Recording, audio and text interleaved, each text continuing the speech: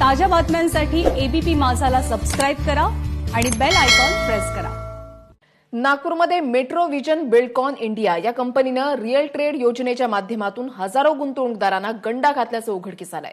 या प्रकरणामध्ये पोलिसांनी 48 लाख रुपयांची रोख रक्कम जप्त केली आहे। या घोटाळ्याचा मुख्य सूत्रधार आणि मेट्रो विजन बिल्डकॉन इंडियाचा सीएमडी विजय गुरनुले याच्या एका नातेवाईकाच्या घरातून ही रक्कम जप्त करण्यात आली आहे। गुरनुले यांनी ही रक्कम त्याच्या नातेवाईकांच्या घरातल्या अंगणामध्ये 3 वेगवेगळ्या खड्ड्यांमध्ये पुरून ठेवली होती।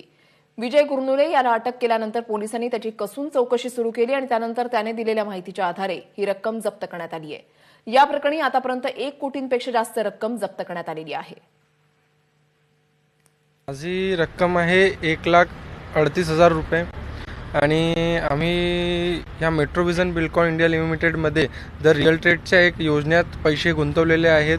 माझे 93,000 रुपये आहे याच्यामध्ये आणि मी माझ्या बाबांच्या थ्रू एक त्यांचा फ्रेंड आहे त्यांच्याकडनं व्याजनी पैसे आणले होते। माझ्या आईकडून सेव्हिंग्स घेतली होती।